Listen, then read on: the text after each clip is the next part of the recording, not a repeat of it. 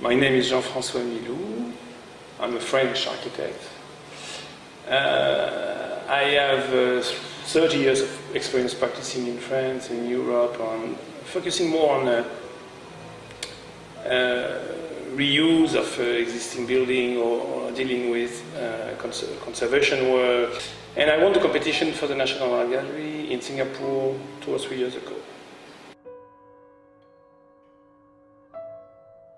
It was not changing the building, so the problem is changing the experience of the visit, changing the way you see the building, changing the experience without changing the building. Because of course, this building should be a kind of iconic building in Singapore. And on the other hand, the brief is clear. You cannot change the building, the existing building. So how to make something which is in fact make one institution out of two buildings, change the perspective you have of the building, and create a completely new experience. So the position of the architect on our project was to change the point of view you have on the existing building without changing the buildings themselves.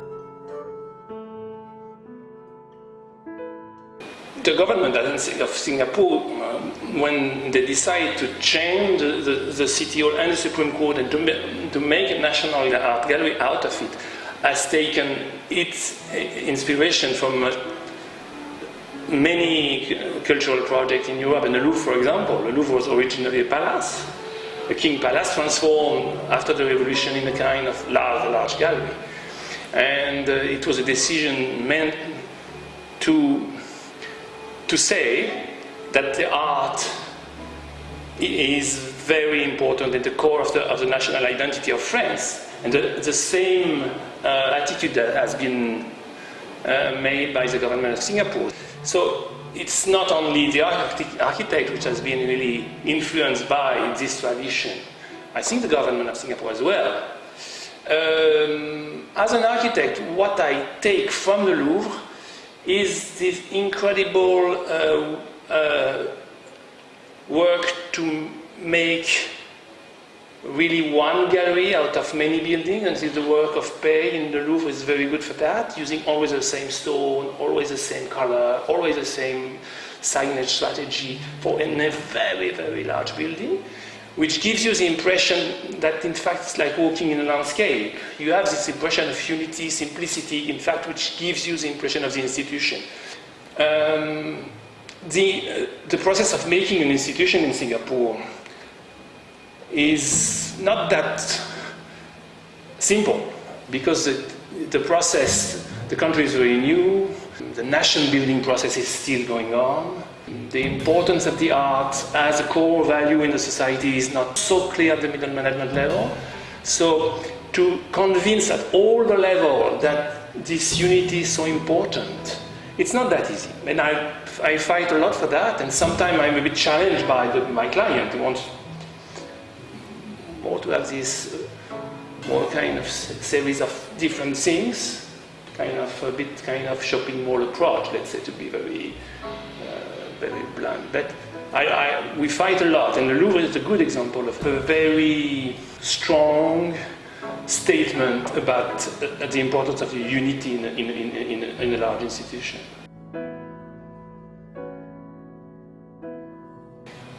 It's not a problem of Singapore only. It's, I think, the fact that the conservation architect or the people dealing with conservation in a country or are just sometimes constraining or going against some proposal made by an architect is true everywhere. I don't have any kind of regret from the changes made after my discussion with the conservation sector of Singapore. It was not always very, very easy, but I don't think it's so different compared to what we see in France or in Europe. In a more general note, I must say that the conservation policy in Singapore you have, are trying to do quite well.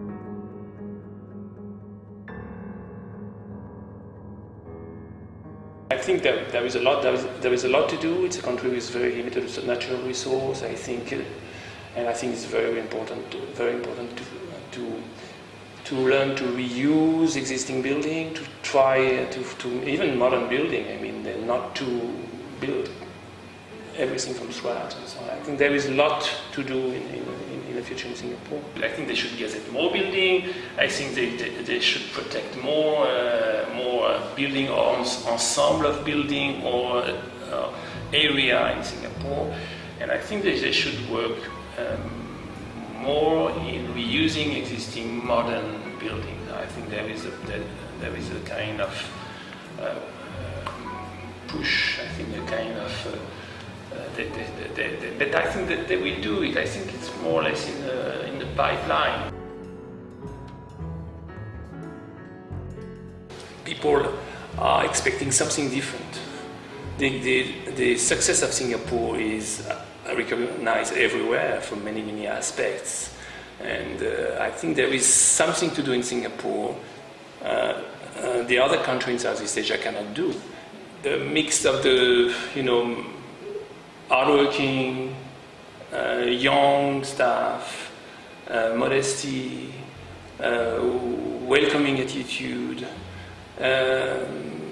It's not very common in galleries all over the world. And I think it's this quality could create a very distinctive identity for the National Gallery of Singapore. Yes, I think the balance between the retail and food and beverage and all the shop in the gallery is finally quite well balanced. Of course, in the client mind, the National Art Gallery is not only an art destination for museum goers, it's obviously a destination for everyone. What I have sometimes as a kind of problem with is that as an European, in Europe we are very used to deal with the emptiness of spaces, and many tourists are visiting in Europe, millions are visiting empty buildings, and they are very happy, And I have the impression this fear of the emptiness of space is something which is a bit foreign to me, and I have to adjust with that, and sometimes convinced that the space could be beautiful by itself. Okay, every good architect will tell you that you're always inspired by the place you build when you develop a project. So I'm not taking my expertise in front, and I'm not, putting that in Singapore. Not exactly the way I do. I try to understand what's happening here. I can do something. I try to see the building, and it's very inspired by the local situation. But of course, there are cultural differences. No way to ignore it. And of course, it's my role to adjust. One of the main cultural differences for me is the fact that Singapore is based mainly on a trading tradition with very few manufacturing industry, where the people are used to sell and buy and choose, and they are very good buyer and very good seller.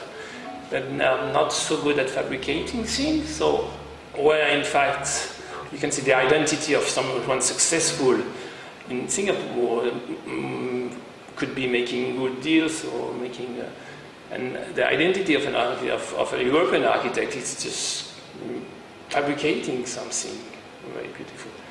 So that's maybe a kind of cultural difference we have to deal with. People want to have option, they want to choose, they want to, they want to have this kind of choice they have when they buy a car or something like that. And therefore the integrity of the design is not so protected than it is in Europe, where in fact you understand that there is a kind of integrity of the design process. So maybe the wall is that way here because the staircase is that way here. So people understand that. Here it's a bit different. So again, we have to adjust. It's a kind of cultural shock we have to deal with. Huh? That's true. Working in a conservation building, conservation project, or you have to be really, really on site. You have to really pay attention to this, to everything. When it's that big, the difficulty is multiplied by 100. So it's a very, very, very long process of modesty, when you have to make very clear what is the direction, because the building will give you so many constraints you have to deal with. If you're not clear about what is the direction, there is no project at the end of the day. That's why I'm very, very, sometimes very firm with the design direction, with the client as well, because I'm not very, very sure sometimes they understand the kind of constraint given by the situation itself. So I think in